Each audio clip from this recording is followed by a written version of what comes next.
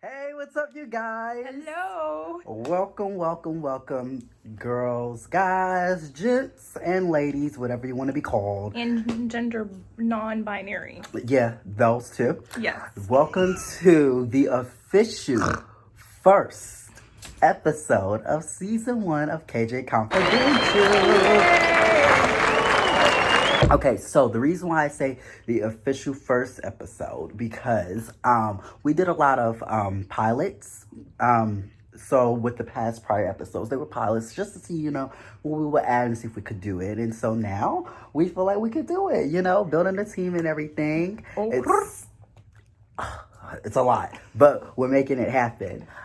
So the episodes will be filmed a little bit different only because of, the COVID-19 going on. Rest in peace to anybody that has lost their life to COVID-19. Because there are people out here, dying because of this, I know that, but it was like random to be like, hey, rest in peace, dog. I mean... Not that I'm insensitive. I was just saying it was random. Well, anyway, but y'all gotta stay tuned because we got a good old show for you guys in store. Oh, wait, well, what am I doing? First of all, you know what? You can tell I'm nervous, so let me calm down real quick. Let me introduce y'all to my guest co-host for the first episode, Mr. Shayla Williams. Hello, everyone. How are you doing today, miss? I'm really tired.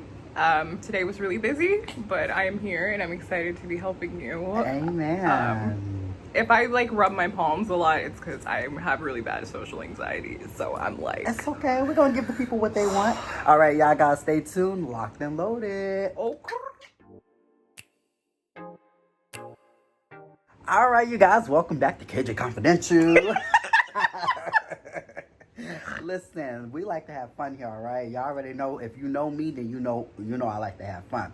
So we're gonna jump right into my it. earring! Oh my god! My hoochie mama earrings. Hoochie mama. These are my baby daddy getters. Not the baby daddy getter. Well, show me how to get a baby daddy. Listen, I don't got one. I don't. I guess my earrings ain't working. Right. I'm screaming. So we're going to jump right into it. It's Hot Topics. Why are you... Is that the Millie Rock? It's my version of the Millie Rock. I don't even know. Shelter child. All right, so let's get into it. Okay, so our first topic of discussion, or hot topic, of course, we just celebrated Father's Day yesterday. Happy Father's Day to all the fathers out there who actually take care of their kids. Don't be ratchet. Oh, listen. There are some people out here who don't take care of their kids, so you can't. Listen. You ain't got to say on me. You can't wish everybody Happy Father's Day. But so do you have a father figure in your life that you feel like did a great job with leading you and steering you the right direction? Because I don't want to ask where your father at if you ain't got one. Cause, I don't know. Well, you do know. So my biological father, he died on my first birthday, and he was I don't know. I'm getting choked up, baby. Don't get choked up. No, so my biological dad, he died on my first birthday. He was murdered. So that kind of brings up wounds during Father's Day. But me and my older sister, my other older sister on my dad's side, she's out of town, so she didn't come with us. But me and my other older sister, we went and visited my dad's grave yesterday, so that was good. But so long. So I had my biological dad, which obviously I didn't really know much about, and then my mom's second husband, who pretty much raised me from 3 to pretty much when I was 20. He was not the nicest person, but I did get a lot of me as him. So even though I wasn't his biological daughter, I was his favorite. So much of my personality, my work ethic, my morals, my guidance in life came from him. Okay. And then my mom's third husband, he definitely taught me a lot of life lessons. He was in my life for about 5 years. And so he really taught me some good lessons as well. He taught me work ethic, starting things from the ground up. I was on a farm, I moved from Seattle, Washington to Tuscaloosa, Alabama. Not Tuscaloosa. Tuscaloosa, Alabama. And so I lived there for a year, and he taught, like, literally, I would get up and help feed the cows and the chickens and worked in the field for about a year. So that was my finding myself year. So that was kind of that. And then my mom's current boyfriend, he got some nice hair, and I wish I love my biological daddy, but I wish my mom's boyfriend now was my daddy, because my hair I wouldn't have to perm my edges. But my mom's boyfriend now is really sweet, and he's definitely a good support system. So I will say I've had a lot of good and bads, but for the most part, I feel like side note, my uncle Rooney, he's definitely been like a father figure to me as well. So Uncle Rooney. Okay. Good night. He has a crush on my uncle, and I'm not playing with y'all. Who else? I have my Uncle Vernon. So I've had a lot of different father figures in my life. So I've been blessed in that way. It's good. I mean, I've had a lot of different father figures in my life. I mean, my dad has always been there for me. So, I mean, obviously, I didn't celebrate Father's Day with him because the nigga decided that he wanted to go to New York instead. But I understand because, he hasn't seen his father in a while. But, yeah, Father's Day, it was great actually or at least being on the same coast as my father, because, I was in the military, and so I didn't come home a lot for a lot of holidays and everything. So, Father's Day, it was good. It was popping. Yes, it was good because we ain't got no baby daddies. Exactly. All right, so let's get into this, let's talk about Nicki Minaj. And what's his name? Tekashi 6ix9ine. 6ix9ine. 6ix9ine. So yes, it's not 69. No, it's not 69. It's Tekashi 6ix9ine. I know where my mind is, but anyway, so first of all, y'all know I'm never about, beating anybody down. I want to congratulate Nicki Minaj on her second number one. She's been in the industry for quite some time. She's made a lot of hit records, had a lot of great albums, but never really had a number one, listen, that payola must be something good in the music industry, because she had a lot of. Now, let me start by saying I am not a Barb's. I will never be a Barb's. I am. To the day I die, I'm a Barb. Listen, I don't worship these celebrities. I don't. Okay, so the thing is like, I'm a diehard Nicki Minaj fan, but two, I think there's a difference between like, I don't know, like some Barbs are extreme. I'm not an extreme Barb. I'm a Beehive member, but there's certain things that Beyonce will do that I don't like, and I would be like, nah, B, I'm not feeling that. Like her Black Parade, I was like, what is this? I said the same. I was like, what is happening? What is this? But I'm like, can the real Beyonce please stand up? But that's neither here nor there. So my good pillow. So okay. How do you feel about Nicki Minaj actually, being on this song with Tekashi, especially that, they say he a snitch? This is how I feel. Allegedly. I feel like the standard is different because Nicki Minaj is a woman. There has been several times where artists don't like somebody, but they still do a song with them, i.e., when Swizz Beatz decided he was going to come for my baby daddy Drake and call him the Pussy word, and I don't have time. Pussy. That's what he called him. He called him a pussy. I feel like because she's a woman, there's different standards. And I do like a point that she put in that, like, a lot of these dudes be having snitches in their camp, but it's a double standard. So I like the song. I thought it was funny. I like a lot of his stuff, and I don't know why. First of all, let me start by saying I don't condone snitching. Except for in his case, it's a little different in his case, because there was a lot of stuff that led up to him snitching anyway. But I will say, I thought that 50 was a troll. Listen, Tekashi 69 or 69, whatever he want to be called. Listen, you could troll me any day, because this guy is the master at being a troll. You can't knock numbers. He is an internet sensation.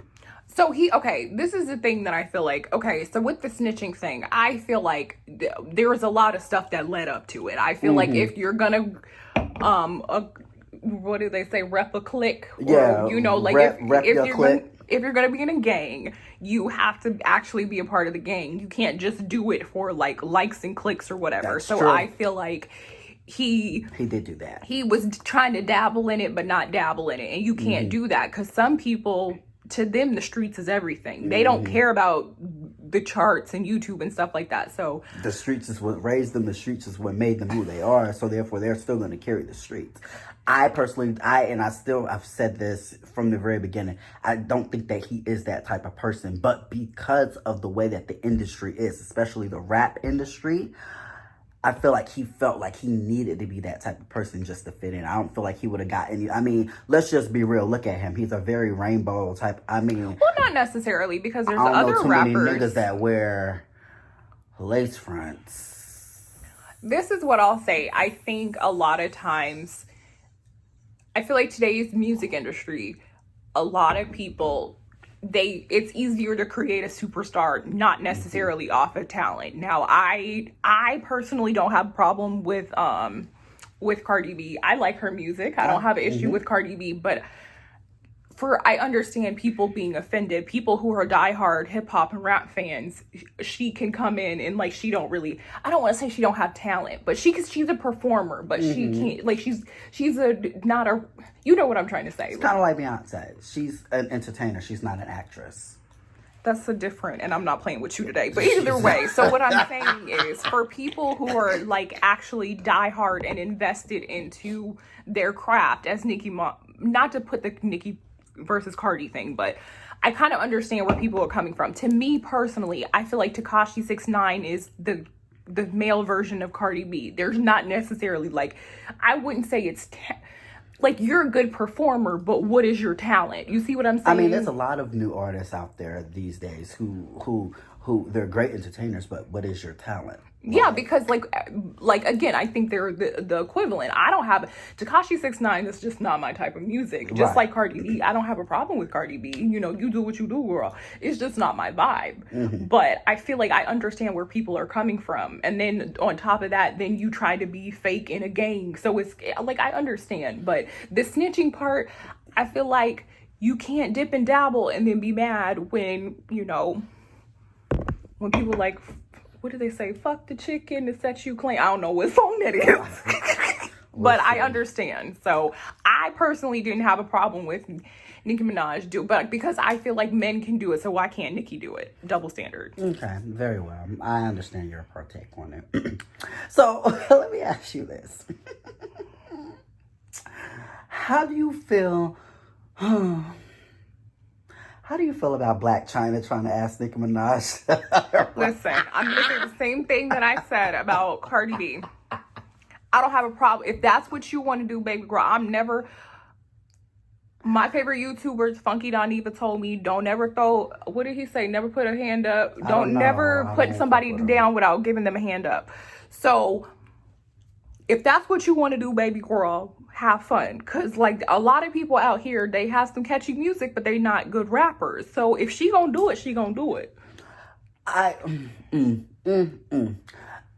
Okay, so the one thing that I will say about Cardi B has always been in two avenues. She's either said that she was a stripper, or she's either said that she was a rapper. So she's always been in those two lanes. Black China to me is every fucking embezzle.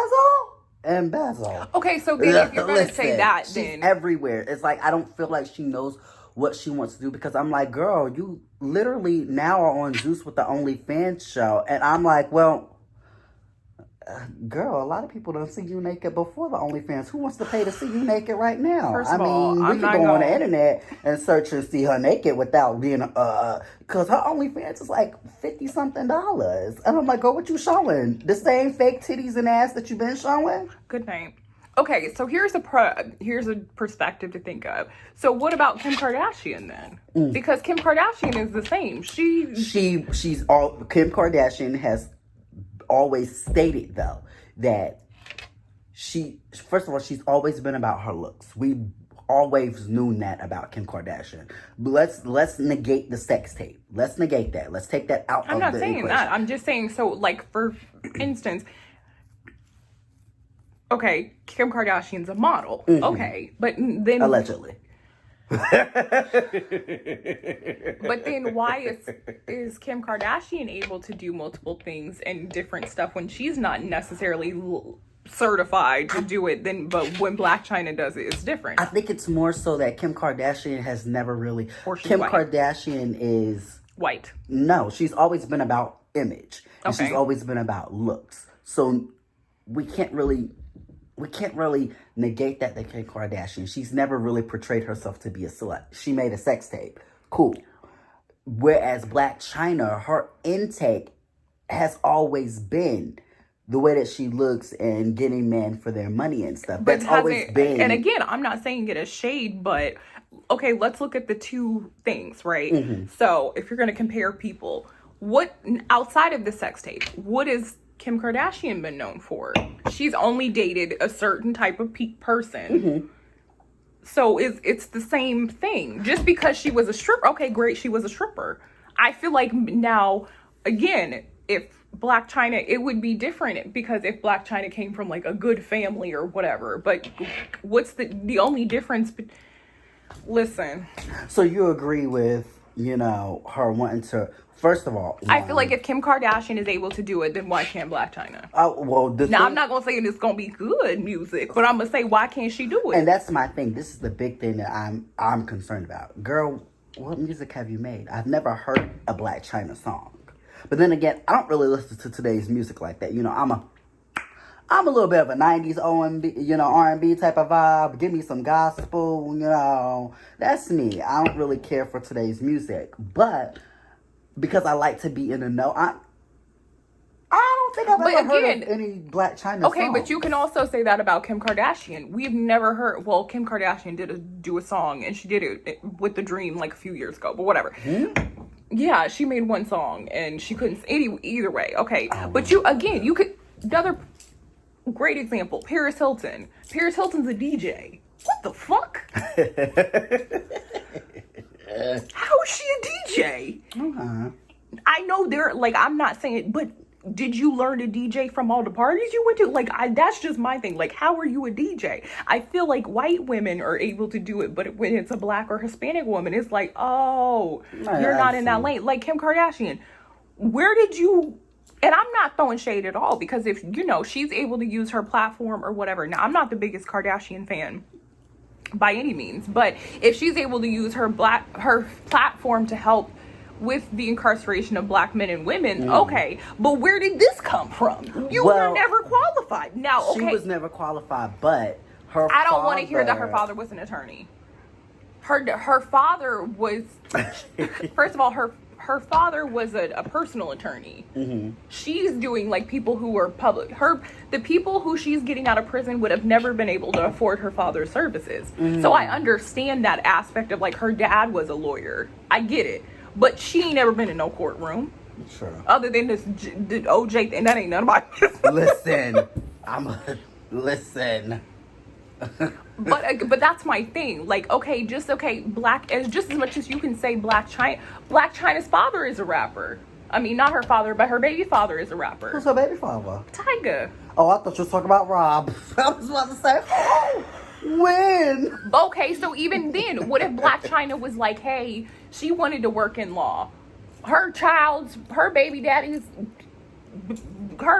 grandfather was in law. You could say the same. That's what I'm saying. That's true. I get where you're coming from. Now, I'm by any means. You do what you do, baby girl. That's true. I understand. So, next topic. Oh, God. And final hot topic.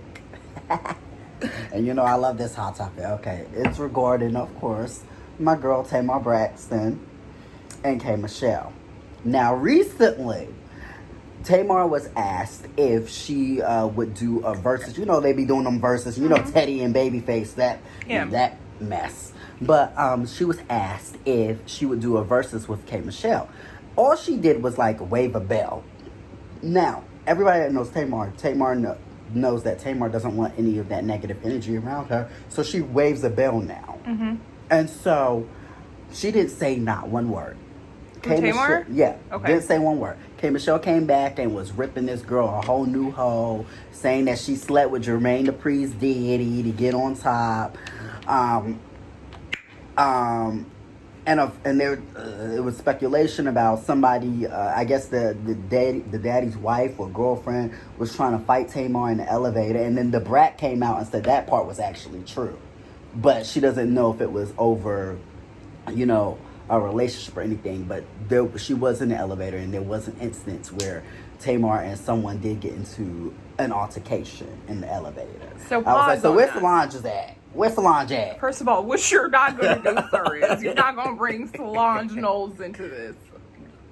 Formerly St. John. No shade.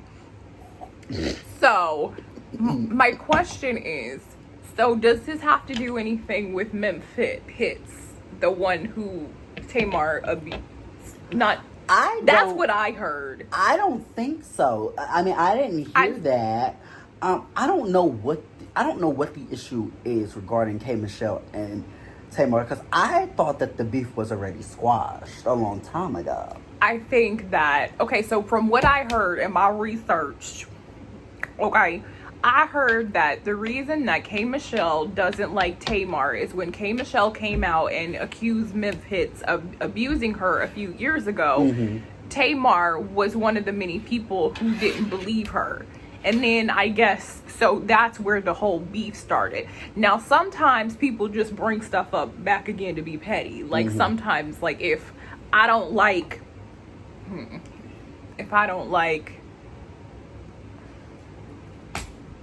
Gabrielle Union and people bring up Gabrielle Union, sometimes people throw shade because they're like, I don't like that girl, even though it's not, we don't no longer have beef, not that I have beef Gabrielle Union, but you know what I'm saying. So like they'll bring it back up. I think that's what happened. To me, I think no, that's not what happened. K. Michelle literally she was calling her a Muppet and her edges is going. And Tamar just started on that show and everything. She cut off all her hair and regrew her hair out because a lot of people are saying that her hair fell out because of her wigs and weaves and stuff, her edges and stuff. And I'm like, that is not true. If you have watched Braxton Family Values from season 1 all the way up until, now, you would know that her edges fell out because of her baby. It wasn't because of her wig. She had edges way before her wigs and weaves. But I just think that with everything that's going on in today's time, I think there was, and then when Tamar, and since when was David her damn fiance? That ain't got nothing. I don't follow Tamar like that, so I don't know. I was like, when did they get engaged? Because I don't know nothing about that. Listen, all I know is sometimes I know K. Michelle can be petty from what I've seen on Love and Hip Hop, but I don't know nothing about that. My thing is, I feel like Tamar is or formerly used to be rah, and now she wants to be sensitive, which isn't a bad thing, but I think for so long her persona has been. But both of the ladies did say that they're at a place in their life that don't really care for the negativity. So I'm just like, if you don't care for the negativity, Kimberly,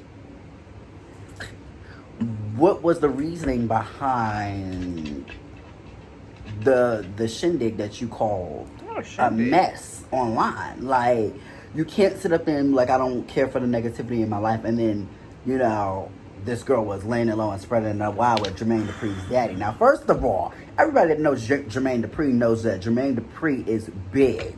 So for you to sit up there and say you are really insinuating, because that's what happened with Candy. I remember with, that. Latasha or Latoya or whatever have you, saying that she was sleeping with Jermaine Dupri to get, no, not him, but his dad. Yeah, his daddy, to get more, hits and stuff. And she was like, why would you even say something? Like, it's so disrespectful. Like, it's especially as an artist or someone like myself who is working their way up to get in the industry. We're working really hard. For you to assassinate our character and be like, oh, I laid it low and spread it wide for all of these people just so I could get a hit. It's like, Well, again, I think it comes back to, I think K. Michelle, I don't know, because that's not my, but I think maybe she just wanted to be petty, so she was being petty. I don't know. She was being petty. That's all I got on that topic, because I don't know. My view on it is just like you shouldn't have went that far, Kay. Like, you're saying that you're in a positive place in your life, but the minute that when someone didn't even say something, someone asked her a question, she never even replied. All she did was shake her bell, as if we all know that Tamar shakes that bell as if she doesn't want the negative energy around her. We all know that. But I think, again, it goes back to Tamar has been such a, like a raw character that anybody feels like they can come for her, which again is... That's understandable. All right, guys. Well, we're going to take a break real quick, and we'll be right. And welcome back to KJ Confidential, guys. All right, so now we come back to a point in the show where I'm excited, even though I ain't got no relationship and I ain't got no man and I'm single as hell. But we're gonna keep on keeping on with the good Lord and see what we're gonna run on and see what the end is gonna be. But nice. This is a point in the show where we give, our unsolicited opinion about you guys' relationships. All right. Okay. So this is on him, because I don't got no room. I don't have no room to talk, but I have a lot of experience when it comes to relationships. So maybe I can help somebody out, Because you done had a lot of means. I'm just kidding. No. Okay, answer the question. Okay, so the question today for the relationship advice is, does your partner or spouse need to know everything in your life, i.e., your career moves, your family business, personal secrets that you haven't felt comfortable with dealing with yourself? Do you feel like your partner needs to know all of that information? I think if you're getting married, maybe. Again, I've never crossed that line, so I don't know. But I think so do you mean like life goals, or do you mean as like location? In general. How you spend your money, location? Like, basically how you spend your money, how you handle certain situations, anything in your past regarding like family history. Okay, take for instance, my ex-fiance, he didn't like that he found out that my birth mother was not my birth mother on paper. He found it out on paper. Like, he was going through my paperwork, because in the military, I couldn't get my stepmom to sign anything because she wasn't biologically, she wasn't my birth mother, and she didn't sign any paperwork like adopting me, so she couldn't sign any of my paperwork in the military, so only my father had to sign it. And so on my paperwork I had to put deceased. My mother was deceased. Long story short, he was appalled. He was taken back. And we had been together for a little minute before then, but it's something that I don't speak on. I don't feel like I necessarily need to speak on. So what I'm asking is, do you feel like your partner really needs to know everything, or do you feel like it would drive a ridge in your relationship if they don't? So I think as far as so I'm the type of person that if I'm talking to somebody or entertaining anybody or dating or whatever, I feel like a majority of that I already have a basis of this is who I am, this is my life or whatever, my family, So I think as far as a relationship, I think having that openness with certain things is good, but I do think you should keep a piece of yourself, if that makes any sense. If you're dealing with any mental health issues or past family trauma or not regular health issues, things like that, I think you should disclose. Now, certain things to me personally, I wouldn't necessarily again, the phone phone password, okay, whatever. But to me, certain things that I personally keep to myself are my finances. I've never been married, but in a relationship, your money is my money. Your money is your money. My money is my money. If we need something, then I would come back and be like, hey, babe, I need $20 to go to Starbucks or whatever. But I think certain things like finances, I think that's, I think other than that, I feel like you can be an open book as far as goals and stuff like that. But certain things I do feel like you should keep to yourself. I do feel like when it comes to finances, if you're getting married, I do feel like your finances should be inputted together. I mean, obviously, when you're married, it's very hard to file taxes separately. You can file them separately. I'm not saying that you can't, but it is very extremely hard. Because they look at, marriage as one item. So you literally carry on the debt of, your spouse or whatever have you. Yeah. Do I believe in a rainy day fund? Absolutely. Yes. So I believe my money is my money. Yes. Your money is your money. Yes. Do I believe our money is our money? Yes. However, I'm not stupid.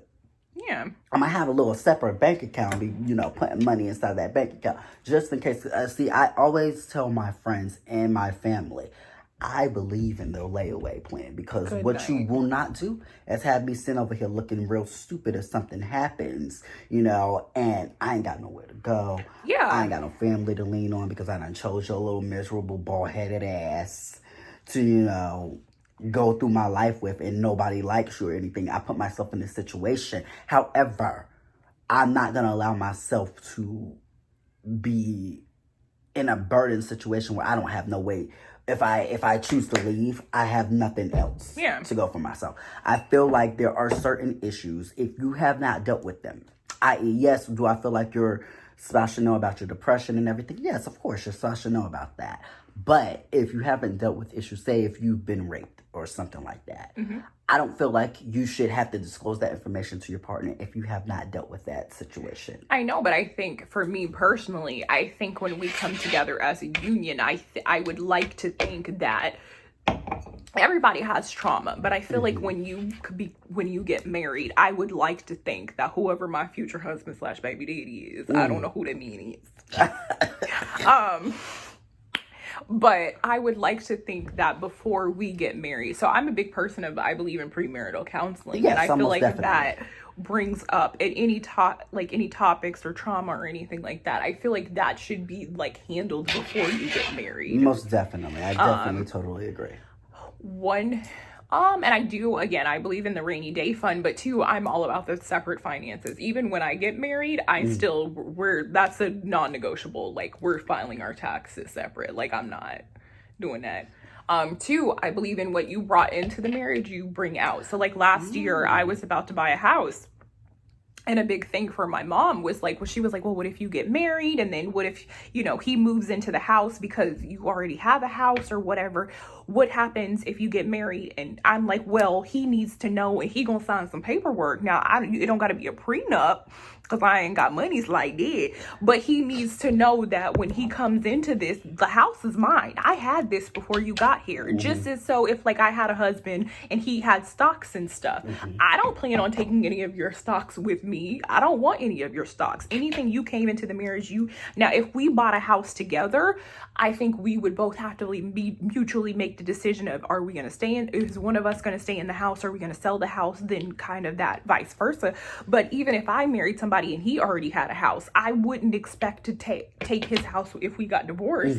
That was your house before I even got here. Exactly. Okay. So I think, again, but I look at stuff like that differently. So you do not believe that you should tell your partner everything? No, I think that certain things you can keep to yourself, but I mean, definitely totally agree with you. Especially now I feel like you need to be open with your finances as far as and another big thing for me is when you talked about having a rainy day fund, just having your own stuff. A big thing for me is I pay my own car bill. I pay my own car note. I pay my own car insurance, all of those things.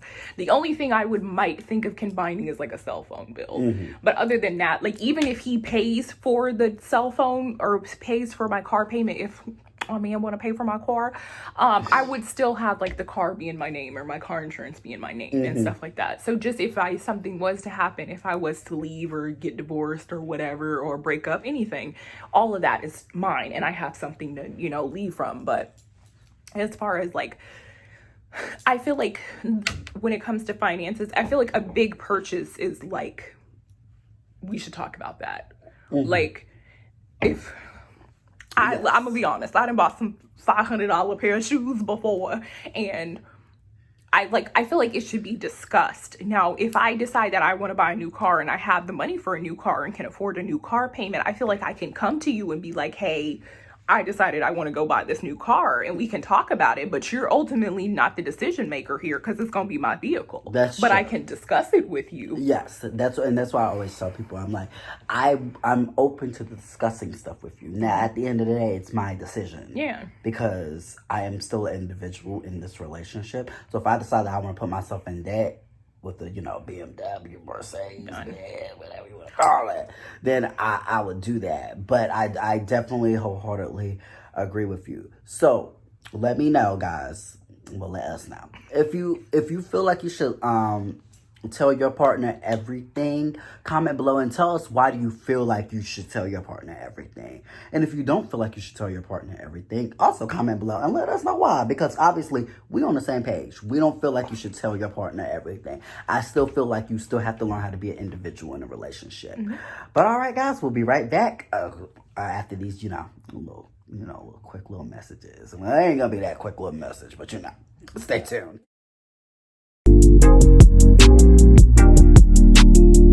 All right, welcome back, guys. And today we're going to get into it. Oh, God. All right, so y'all already know how I do. We have a guest host every single episode, and so now it's spotlight on the guest host. Oh, God. All right, so we already know your name is Tashayla. We already know you ain't got no daddy. He passed away, God rest his soul. We already know about your father figures. Now tell us. Tell us what you do for a living. I am a mental health counselor. I am working towards becoming a licensed therapist, but right now I am just a mental health counselor. And y'all know me. I'm always talking about mental health and mental illness. Y'all know I don't play about that because y'all know black people like to scoot shit underneath the rugs and stuff. Y'all know I don't play about mental health. I'm big on that. Alrighty, so do you love what you do? I do, actually. I think to work in mental health, you have to have a strong system of your own mental health. And so obviously it's something that I struggle with every day, but for the most part, I really do enjoy my job. One thing that I've had definitely, so I am kind of new to the field. So one thing that I'm actively learning is I can't necessarily help everyone. And that's a big thing for me. Sometimes it kind of keeps me up at night, but I'm what's called an empath, which means I take on the emotions of other people. And so a big portion of me is I have to learn to let certain things go, and I can't help people, but for the most part, I really do enjoy what I do. Yeah, I don't think I would be able to do what you do because I'm the type of person, I love to help everyone, and I get really sad when I can't help them. Like when I see homeless people on the street and I ain't got the change to give to them, I get so sad and so upset because I'm like, I know they're just having a hard time, and if that was me, somebody would do it for me. Do you find it very challenging to do your job? Some days. So, I've battled with depression and anxiety for most of my life. And so I didn't really get to understand it until a few years ago. I kind of had a traumatic experience when I was in the Army. And so I kind of from there, and even being in the Army played a big role. But I've always kind of actively searched for things on my own. So a big part of depression and anxiety for me is understanding it. And I feel like everybody's depression and anxiety is different. So a big portion of what I've had to learn so far, is I've had to learn what my triggers are. And some of my triggers are loneliness. I'll feel lonely sometimes, and then that'll kind of trigger my depression. So I think it's a big portion of it, but I think for the most part, I think it's good. I like it. Okay, that's good. So how does your post-trauma, past trauma, how does that affect your work life? So I've always been kind of with the notion of being honest with people. And a lot of people might not necessarily, and again, I'm new to the mental health field, so I feel like a lot of people might not, there might be a taboo of being open with people. Do I feel like I have to be and tell them this is what happened when I was 16 and all of that kind of stuff? Not necessarily, but I think as someone who wants to be a licensed therapist and is working towards that, I think I have to be honest with people about my own mental health journey and discovering things that work for me, and so for what I do might not necessarily work for another person. And so as far as my past traumas, I've had a few of them.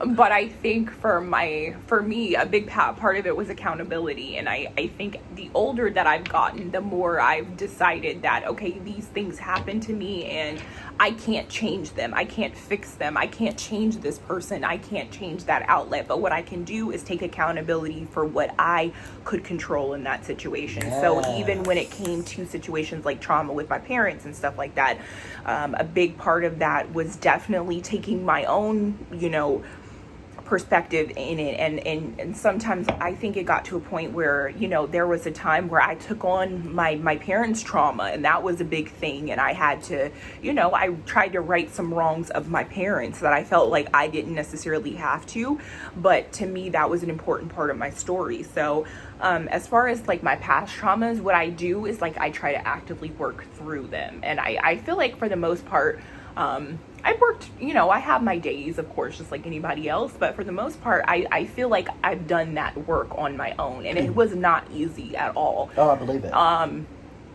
Even so, a story that I really don't tell people is, so I actually talked to the guy who murdered my dad. And a lot of my family didn't understand it, my mom and my older sister, but a big part of it for me was like, I had to get over that. Like, that was such a part of my story. Mm-hmm. That was like, oh, I'm Tashayla Williams. My dad died on my first birthday. He was murdered. Like, that was like a part of my, like, stand up, but your spiel. Yes. That was like a big thing that I held on my head. And so, in my own search for understanding about the situation and trying to understand a part of my that part of my life, I tried to reach out to like my dad's side of the family, and they weren't very like cognizant and weren't really giving me the answers that I needed. And so and it was just like a lot of hidden secrets, and nobody wanted to say anything. So a lot of it was just like, I was like, all right, well, F it, we gonna talk to the dude who killed him. And right. I literally talked to the guy who killed my dad and for 2 hours, and that was a big hump that I had to overcome, was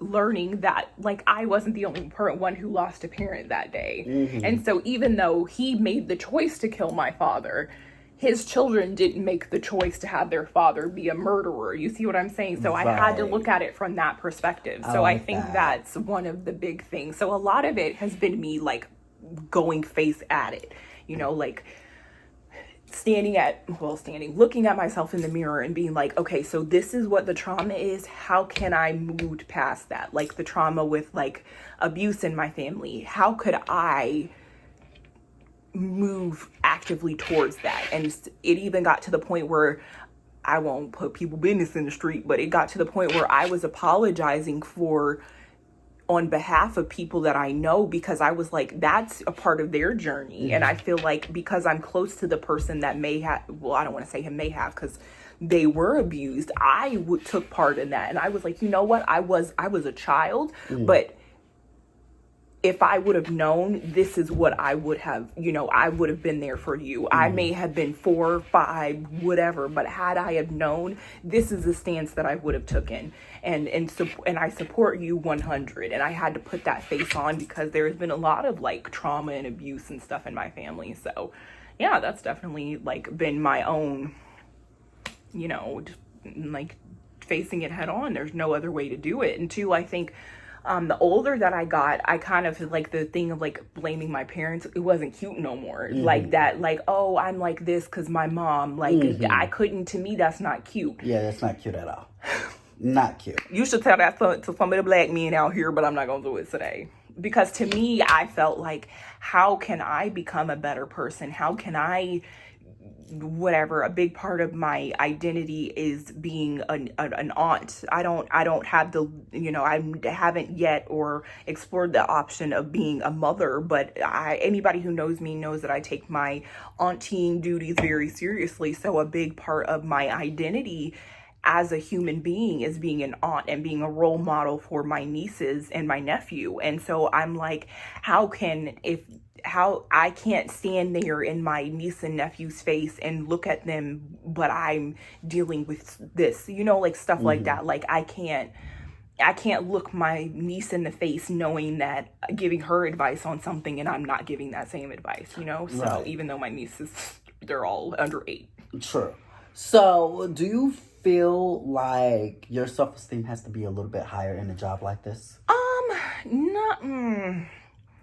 I would say you have to be strong emotionally, but I wouldn't necessarily, because a big tie into like my depression and my anxiety is my own self-esteem. So like I guess you can connect it to a past trauma. So like growing up, I was like the ugly duckling in the family, partially too because I was wearing thrift store clothes and baby girl was not doing out here in these streets. But like my brother was handsome, my older sister was beautiful and curvy, my little sister was she was adorable, she had bright red hair.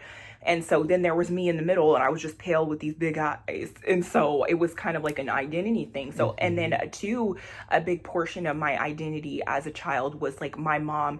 So everybody thinks my mom is like the most beautiful person they've ever seen in their life, which I don't see it because I'm just like, whatever. But a big part of my mom, my mom feels like she kind of like her looks played a big part in how her life panned out. And I don't want to be rude, but like my mom used her looks or whatever.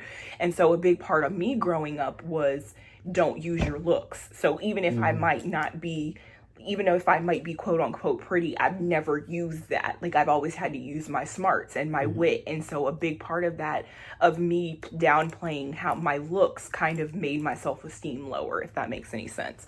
So I've had my own, like I mean, just like anybody else, I struggle with self-esteem even now. But a big part of it is kind of me, like, I just realized there was shit I can't do, I'm just not gonna have a fat ass, even though however. But in that, with building self-esteem, I've had to learn what works for me doesn't work necessarily for other people. Like, some of y'all look bomb in a lace front. I can't do a lace front. That's why I rock the same 2 hairstyles. And I'm not being shady. She does rock the same, too. Literally. I do a high bun and a low bun. And I always wear hoop earrings. But again, a lot of it had to come from, again, working through that childhood trauma. But I don't think you necessarily have to have high self-esteem. I think you have to be strong emotionally, because you will hear some stories that will like break your heart, and you are supposed to sit there with a straight face and help this person navigate those feelings. And well, baby, and let me tell you something about a Capricorn, okay? So I'm a very, very strong-witted person. I carry everybody's, now I'm not like her, I don't carry everybody's feelings, or I don't feel everybody's feelings or anything like that, but I do, try to be the mediator and try to help everybody with their problems. I try to push my problems on the back burner. And so, I don't think I could be a therapist, because the way that, I'm sensitive behind closed doors. I'm like, no, but that's the thing is, so am I. Like I'm really sensitive. Like it's I'm to the point now where I'm like, especially if the person ain't cute, I'm just like, I'm screaming. I be like, baby girl, you ain't cute, so I don't really got nothing to say to you, baby girl. Your edges ain't laying down the way they should. Or sir, you ain't out here like Omarion, praise God. But I think too, a big part of it is like, again, and it's come from like my own family experiences. And I'm like, damn, if my family is this effed up, you're a complete stranger. And so, again, I think it's hard. And two, like, again, I'm like, I can't help everybody, but two, you have to have strong mental health in order to do it. But I think for the most part, too, and again, I always bring it back to personal experience. Like if a client comes to me and they're like, Taylor, or Miss Williams, I have low self-esteem. I'm like, okay, well, this is kind of what's worked for me in my life. And you have to work. I'm not ever going to look like Halle Berry. I'm not ever going to look like, I don't really think Halle Berry is. We're not going to do that tonight. But yeah, but I do think for the most part, I'm not, again, dresses aren't my thing. So like, no matter, I want to be delicate and dainty all day. You know me. I'm like, I'm really like aggressive and like, listen, we're not gonna do that today, but I'm really a dude at heart. So my problem is like, in that I try to find like, be more feminine or whatever, but in that feminine energy I have to find ways to make masculine things feminine. So like, I don't like dresses, but I like blazers. But when you think of a blazer, you think of men's wear. So what I'll do is I'll wear a blazer, but I'll wear it in like a feminine color. And see, because I have like a sporty body type, it kind of works for me. Like I wear, instead of wearing dresses for the most part, I usually wear, like I wear jumpsuits. Okay. Like for a fancy event or whatever. Usually I'm in a jumpsuit unless I find a dress that I'm like, oh, that's a shoot right there. But again, you just talking and walking through people through their experiences, and and I think I was fortunate enough to find my life's purpose. And I'm just here to help people. I like that. Well, guys, we'll be right back after these messages. Kapowie. All right, guys, welcome back, and that is our episode for today. This is our first episode. I'm so excited. I'm glad. We got through it, y'all. I'm sweating. My shirt's all wrinkled. I'm so done. Titties all out. But thank you to Shayla for coming on the first episode. Do you feel released? Do you feel like I do kind of. So a big part of me is I want to like branch into like the social media kind of world a little bit, but I'm so like to myself. Yeah, conserved. And so I think a big portion of this is kind of like breaking me out of my own shell and kind of explore. I like it. Yeah. Because I'm a private person. Yeah. So I don't. And like I don't put my business in the street. I don't put my business in the street. I wasn't saying you, but I was saying people in general. Screaming. All right, guys. Well, thank you so much for tuning into our first episode. Of course, we'll be back again next week with Mr. Andrew Porter. I almost called him by his first name, but I ain't gonna do his government name like that. But peace and blessings to you guys, and always keep it cute, and don't be a mute. What if you are a mute and you can't help being a mute? You can't say that. You have to be politically correct. Well, if you're going to be cute and be a mute, just don't get ran the fuck over. Because if you get ran the fuck over, hell. I don't got nothing to do with that. All Good night. you're getting is a Band-Aid. Good night.